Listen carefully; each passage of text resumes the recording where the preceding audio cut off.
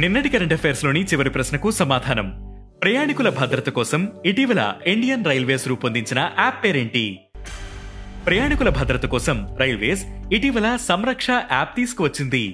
దేశంలోని వివిధ రైల్వే జోన్లకు చెందిన 16 డివిజన్లలో ఈ యాప్ అందుబాటులోకి తెచ్చారు. ఈ యాప్ లో smart learning, real time feedback వంటి ఫీచర్లు ఉన్నాయి.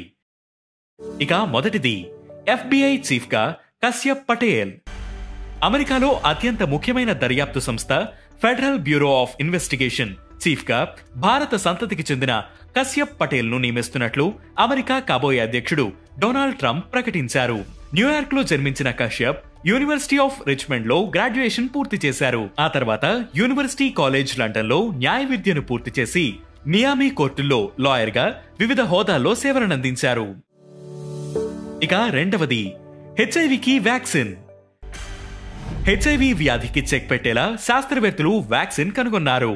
లెనాకావిర్ అనే కొత్త యాంటీ ఇన్ఫ్లమేటరీ డ్రగ్ ను ఏడాదికి 2 సార్లు టీకా రూపంలో తీసుకోవడం ద్వారా హెచ్ఐవి ఇన్ఫెక్షన్ ను నివారించవచ్చని శాస్త్రవేత్తలు తెలిపారు.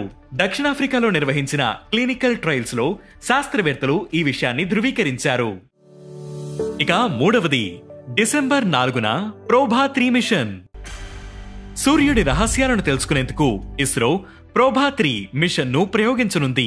వివిధ దేశాలకు చెందిన శాస్త్రవేత్తలు ఈ ప్రయోగంలో భాగస్వాములయ్యారు.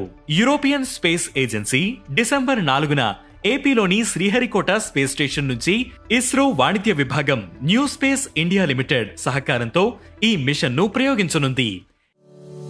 ఇక నాలుగవది, ఐసీసీ కొత్త చైర్మన్ గా జైషా.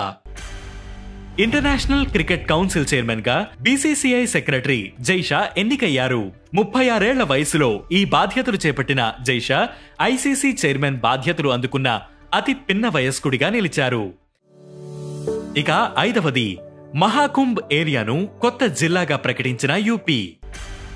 వచ్చే ఏడాది జరగనున్న మహాకుంభమేళాను పురస్కరించుకుని కుంభమేళా జరిగే ప్రాంతాలన్నీ జిల్లాగా ప్రకటించింది యూపీ ప్రభుత్వం. కుంభమేళా నిర్వహణ సజావుగా సాగేందుకే ప్రయాగ్రాజ్ లోని ఆ ప్రాంతాన్ని జిల్లాగా ప్రకటించినట్లు తెలుస్తోంది. ఇక ఈ రోజు కరెంట్ అఫైర్స్ క్వశ్చన్, జాతీయ కాలుష్య